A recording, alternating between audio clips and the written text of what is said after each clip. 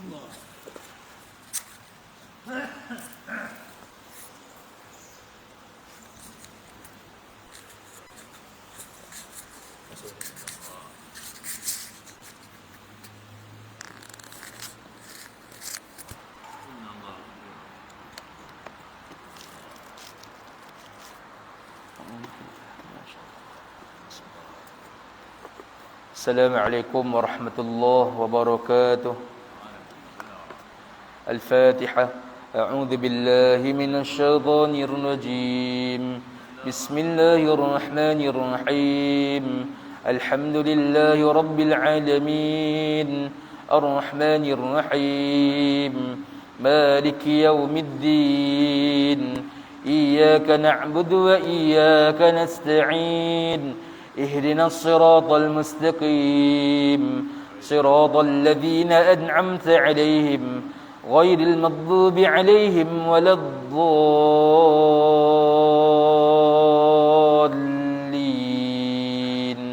آمين. InsyaAllah tuan-tuan sila buka pada muka surat 327. Masih lagi dalam Suratul Anbiya, surah Al-Anbiya ayat yang ke-58. Surah Al-Anbiya ayat 58 pada muka surat 327. A'udzu billahi minasy syaithanir rajim. Bismillahirrahmanirrahim. فَجَعَلَهُمْ جُذَاذًا إِلَّا كَبِيرًا لَهُمْ لَعَلَّهُمْ إِلَيْهِ يَرْجِعُونَ.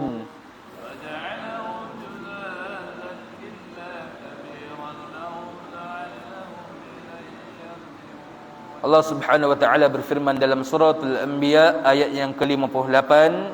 Pada muka surat ini Allah menceritakan kepada kita tentang kisah Nabi Ibrahim yang memecahkan berhala-berhala pada ketika itu di kota Mekah. Lalu ia memecahkan semuanya berketul-ketul kecuali sebuah berhala mereka yang paling besar, dibiarkannya supaya mereka kembali kepadanya.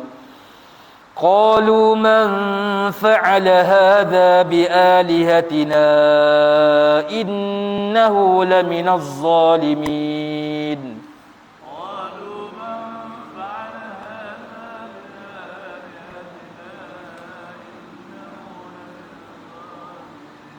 Setelah melihat kejadian itu, memecahkan banyak berhala yang dipecahkan oleh Nabi Ibrahim, mereka bertanya, siapakah yang melakukan perbuatan yang demikian terhadap Tuhan-Tuhan kami? Sesungguhnya adalah ia dari orang-orang yang zalim. Qalu sami'na fatan yadhkuruhum yuqalu lahu Ibrahim.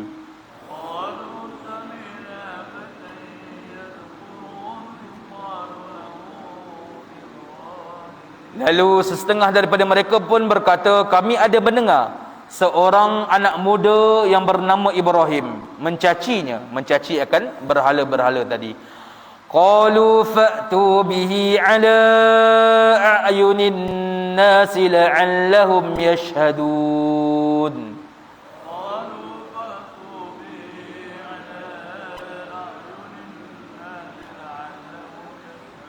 Ketua-ketua mereka berkata, jika demikian, bawalah Nabi Ibrahim tadi di hadapan orang ramai supaya mereka menyaksikan tindakan mengenainya.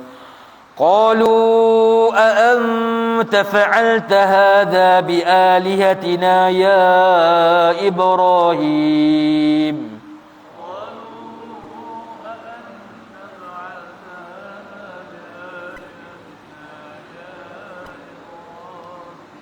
Maka setelah itu dibawalah Nabi Ibrahim ke situ. Mereka bertanya, engkaukah yang melakukan demikian kepada Tuhan-Tuhan kami, wahai Ibrahim? Qala bal fa'alahu kabiruhum hadha fas'aluhum in kanu yantiqun.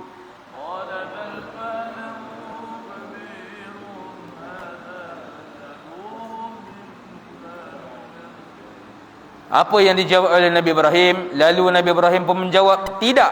Bahkan yang melakukan ialah berhala yang paling besar di antara mereka ni. maka bertanyalah kamu kepada mereka.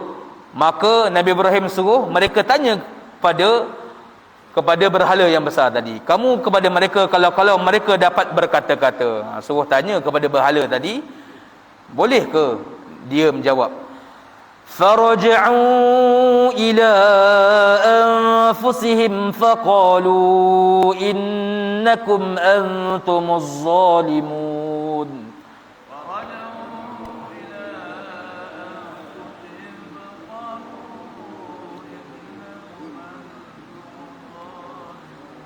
Maka tersentaklah mereka penyembah berhala kembali kepada diri mereka, memikirkan hal itu.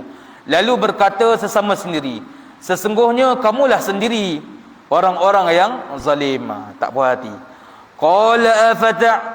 Qala thumma nukisu ala ru'usihim laqad alimta ma haula'i yantiqun.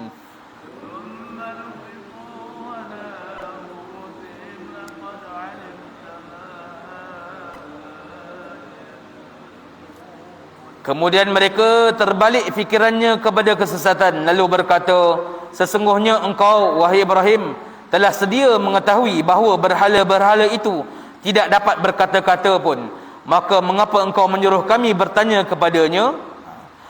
Qala afata'buduna min dunillahi ma la yanfa'ukum syai'an wa la yadurrukum.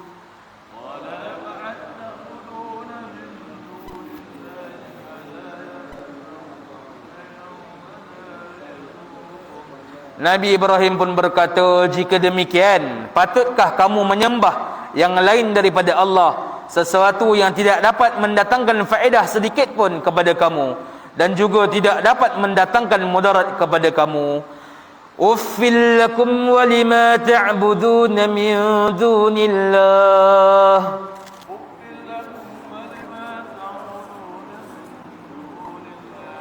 Afala ta'qilun. Jijik perasaanku terhadap kamu dan apa yang kamu sembah selain Allah, maka mengapa kamu tidak mahu menggunakan akal fikiran kamu? Qalu harriquhu wansuru alihatakum in kuntum fa'ilin.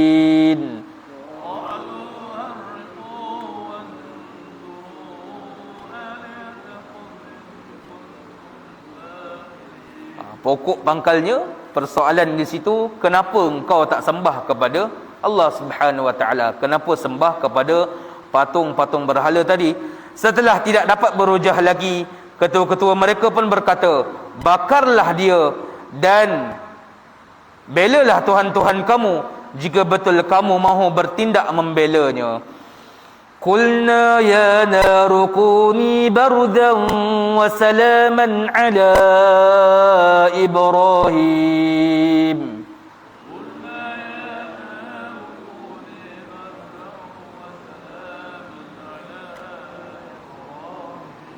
Lalu kami pun berfirman, wahai api, jadilah engkau sejuk serta selamat sejahtera kepada Ibrahim. Nabi Ibrahim dibakar di dalam api yang membara. Lalu dikatakan oleh Allah Subhanahu Wa Taala, wahai api, jadilah engkau sejuk serta selamat sejahtera kepada Nabi Ibrahim alaihissalam. Wa aradu bihi kaidan faj'alnahumul akhsarin.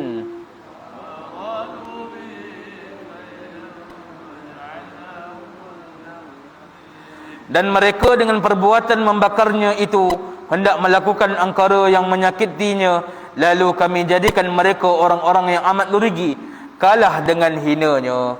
Wa najjaynahu wa lutan ilal ardi allati barakna fiha lil alamin.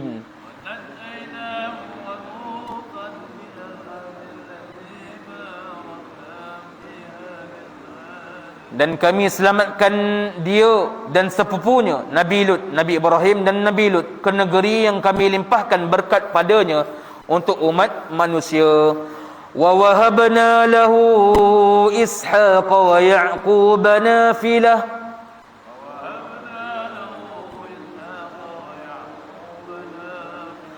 وكلا وجعلنا صالحين.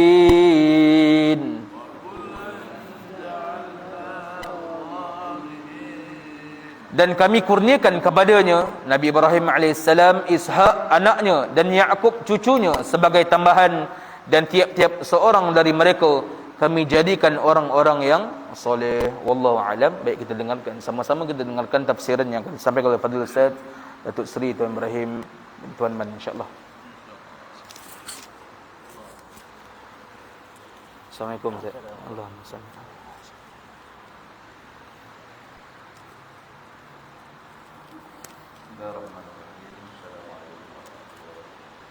Waalaikumsalam warahmatullahi wabarakatuh.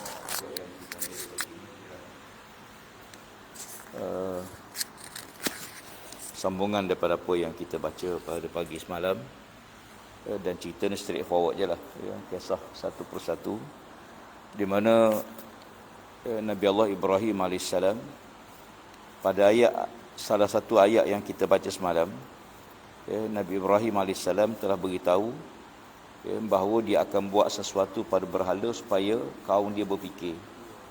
Dan pada malam tersebut mereka ni ada pesta. Ada pesta pemujaan. Selepas pesta tu berakhir dengan mereka mabuk dan sebagainya. Lalu mereka balik, dan Nabi Ibrahim AS telah pun pergi kepada tempat tersebut.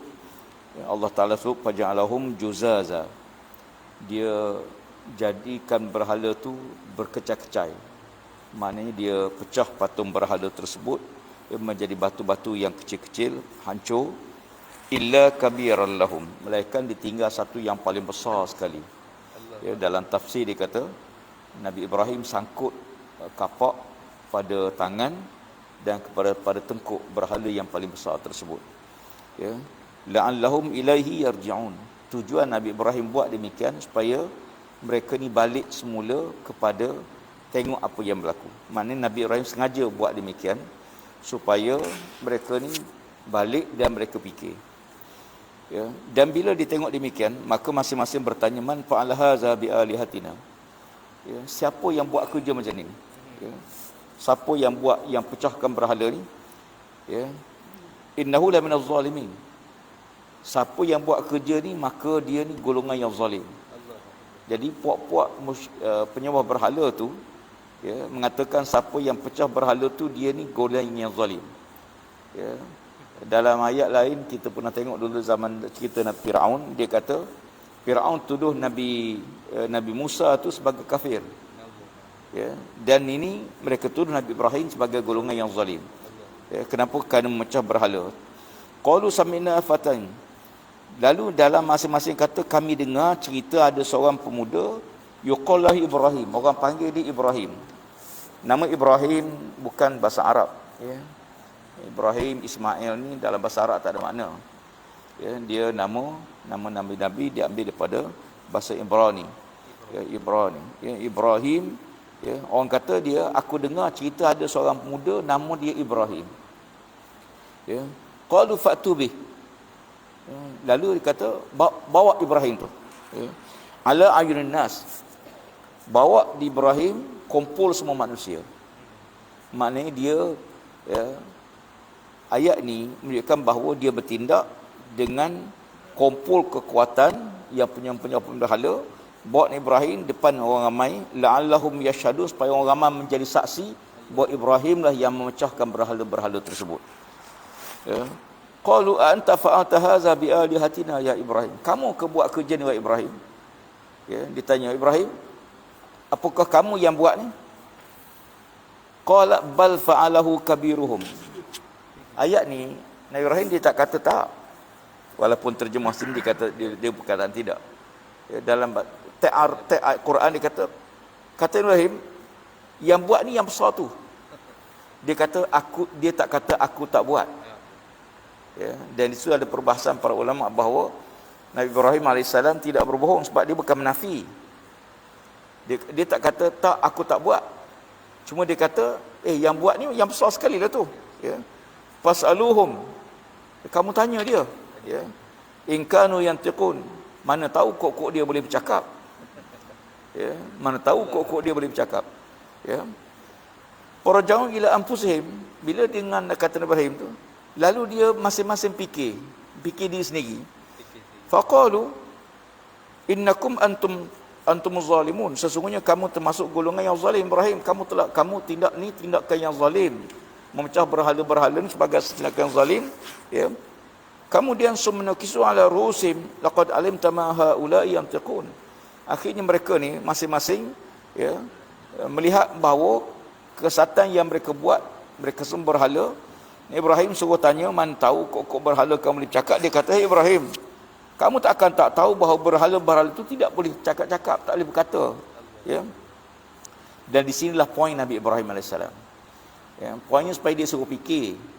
Ya, manusia ni tentang Tuhan, kita dilarang fikir Tuhan ni warna macam mana. Tapi memikirkan Allah sebagai Tuhan, kena fikir. Ya. Kena fikir, sebab tu ada nama-nama Allah, ada sifat-sifat Allah Ta'ala. Ya. Berfikir tentang kejadian Tuhan, tentang nama sifat Tuhan. Jadi Nabi Ibrahim AS suruh dia fikir. Dia kata, kamu tak tahu bahawa berhala tak boleh berkata. Ya. Qala, di sinilah poin besar Nabi Ibrahim, apa ta'buduna min dunillah ma la yanfa'ukum syai'an wa la yadurrukum. Habis dah kalau kamu tahu dia tak boleh bercakap, tak boleh buat benda, tak boleh bergerak, kenapa kamu sembah selain pada Allah yang tidak boleh mendatang sebarang manfaat pada kamu dan tidak boleh mendatangkan sebarang mudarat kepada kamu. Ya. Sebab tu kita semayang sembah Allah, bukan sembah Kaabah. Kaabah makhluk. Ya. Kita kucuk Hajar Aswad. Hajar Aswad ni makhluk. Hajar Aswad ni tak boleh beri manfaat, tak boleh mudarat. Ya. Jangan kita kata, oh saya sembah kucuk Hajar Aswad ni saya jadi gini. Tak. Hajar Aswad tu batu je. Sayyidina Umar Khattab waktu dia tawaf sampai depan Hajar Aswad, dia berhenti. Dia kata, hey Hajar Aswad, aku tahu kamu ni batu. Aku tidak akan kucuk kamu kalau Nabi tak kucuk kamu. Lalu Sayyidina Umar kucuk Hajar Aswad kerana sunnah Nabi SAW. Bukan kerana memuliakan Hajar Aswad kerana boleh beri manfaat. Hajar Aswad tak boleh. Sebab tu kita semayang menghadap Kaabah, bukan menyembah Kaabah. Ya, Allah tak sebut dalam Quran, ya, apa ayat dia dalam hendaklah kamu menyembah ya, Tuhan kepada Kaabah ini. Ya, kita menghadap itu bukan menyembah benda tu, tapi menyembah Allah Subhanahu Wa Taala. Adapun kita menghadap ke arah kiblat kerana perintah Allah Taala untuk menyatukan manusia dalam ibadah, ya, menghadap satu benda, satu tempat, bukan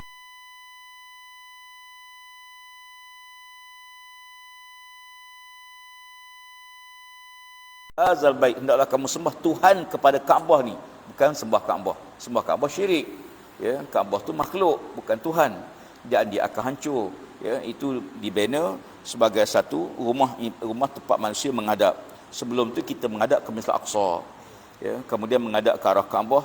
Ya, ufil lakum walima ta'budu min dunillah. Ya, kata Ibrahim, aku jijik tengok kamu ni.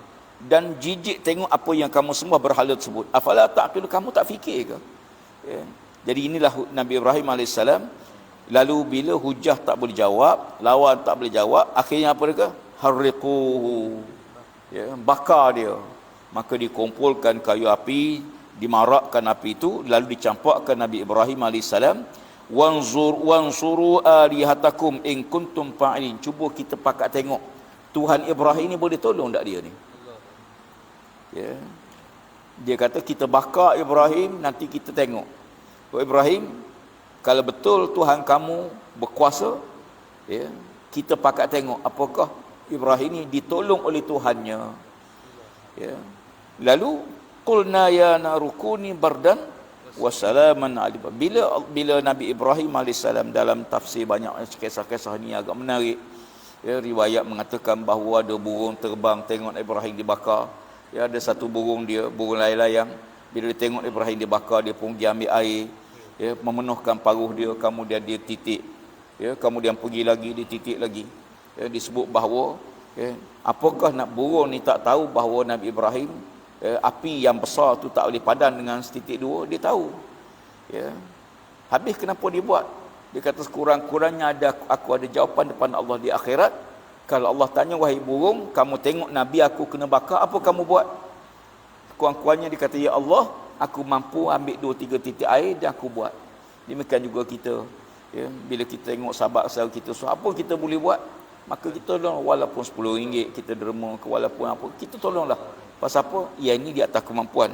Allah perintahkan, hai api, selamatkan Nabi Ibrahim AS. Maka Nabi Ibrahim keluar daripada api dalam keadaan yang selamat, tidak terbakar langsung. Ya. Wa aradu bihi kaida fa'ajalnahum al-akhsarin, dan mereka dengan perbuatan membakar Ibrahim tersebut, ya, dan telah pun berlaku satu benda yang di mana Allah selamatkan Nabi Ibrahim AS, ya, lalu kami jadikan mereka orang yang amat rugi. Akhirnya berhujah, tak boleh lawan, bakar Ibrahim pun Allah selamatkan, dan mereka termasuk golongan yang rugi kerana menyembah berhala. Kisah Ibrahim ni kita jumpa dah Allah Ta'ala timpakan bala kepada umat Nabi Ibrahim? Tak ada. Tak ada. Tidak macam kaum Ad, kaum Samud. Kenapa? Kerana Nabi Ibrahim berhujah dengan pemimpin, beberapa orang. Maka Allah Ta'ala mengalahkan hujah pemimpin-pemimpin dia, ya, bukan rakyat dia, ya, itu beza dia, ya. Sebab tu bila dengan hujah tersebut, lalu mereka termasuk golongan yang rugi kerana menyembah berhala dan tidak mampu fikir menggunakan akal. Dan kemudian cerita tu habis itu, ya, lalu Allah Ta'ala wa najjainahu wa lutan, dan Allah selamatkan dia, iaitu Nabi Ibrahim AS, wa lutan, dan Nabi Lut AS. Ya, cerita dia ni, Nabi dulu kalau kita ingat, malaikat singgah rumah Nabi Ibrahim. Ya, Nabi Ibrahim ni bila dapat tamu rumah dia, dia pun pergi sembelih kambing yang paling tu, dihidang makanan, diajak tamu dia makan, tamu tak nak makan, menyebabkan dia rasa takut. Ya, maka ditanya, siapa kamu? Kata malaikat, jangan takut, aku ni malaikat Allah. Ya, aku datang nak beritahu berita gembira bahawa kamu akan dapat anak. Ya, masa tu, ya. Lepas tu dia kata, aku nak pergi pada saudara sepupu kamu, Nabi Lut. Ya, kerana kaum Lut tu Allah Ta'ala nak timpukan bala. Itu waktu dalam perjalanan pergi. Dan bila dalam perjalanan balik, ayat ni ialah ayat yang setelah dimusnahkan kaum Nabi Lut, ya, diselamatkan Nabi Ibrahim AS, maka malaikat kata, kami selamatkan Ibrahim dan sepupunya Nabi Lut. Ya, ni setelah berlaku peristiwa. Adapun ayat waktu malaikat pergi itu sebelum berlaku kaum Nabi Lut dilaknat oleh Allah. Ya, allati barakna fiha, ni penting, ya. Walutan ilal ardil lati barakna fiha lil alamin, dan bumi yang kami berkati. Ya, bumi diberkati ialah Palestin. Inilah bumi Palestin. Ya, subhanallazi asra bi abdihi lailan min al-masjidil haram ila al-masjidil aqsa allazi barakna haulahu. Barakna fiha, iaitu Nabi Ibrahim dan Nabi Lut AS diselamatkan dan pergi pada bumi yang diberkati oleh Allah, itu bumi Palestin. Dan bumi Palestin Allah sebut barakna fiha lil alamin. Bukan bumi berkat ni, Palestin dan sekitarnya itu disebut sebagai bumi yang diberkati oleh Allah Ta'ala bagi seluruh alam. Sebab tu kalau sekiranya ulama membahaskan ni, siapa yang menguasai bumi Palestin, dia menguasai dunia. Selagi bumi Palestin huru-hara, dunia akan huru-hara. Ya, kerana bumi itu bumi berkati. Sebab tu waktu Kristian kuasai Palestin, dia kuasai dunia. Waktu Islam kuasai Palestin, dia kuasai dunia. Sekarang Yahudi menguasai Palestin, dia menguasai dunia. Dan keamanan dunia berpaksi kepada keamanan Palestin. Sebab tu disebut barakna fiha lil alamin. Ya, alam seluruhnya mendapat keberkatan daripada bumi yang diberkati oleh Allah, iaitu bumi Palestin. Wa abna lahu Ishaq wa Yaqub nafilah, dan kami kurniakan kepada Ishaq anak cucu dan Nabi Yaqub alaihissalam, ya, dengan sebagai tambahan. Masing-masing ada zuriat keturunan di kalangan nabi-nabi. Anak Nabi Ibrahim 2 orang, Nabi Ishaq, Nabi Yaqub, ya, Nabi Ibrahim, Nabi Ismail alaihissalam, ya, Nabi Ishaq, dua-dua jadi rasul. Kemudian daripadanya lahirlah zuriat nabi-nabi. Ya, Allah Rabbi. Nabi Ibrahim ada 2 orang anak, dua-dua jadi rasul. Kita dua-dua anak masuk universiti pun seronok dah. Dua-dua anak jadi kerja seronok dah. Ni dua-dua jadi rasul. Masya-Allah. Demikianlah Allah Taala berkati keturunan mereka hingga menjadi anak-anak dan keluarga yang soleh. Wallahu alam. Semoga manfaat apa yang kita baca pagi ini.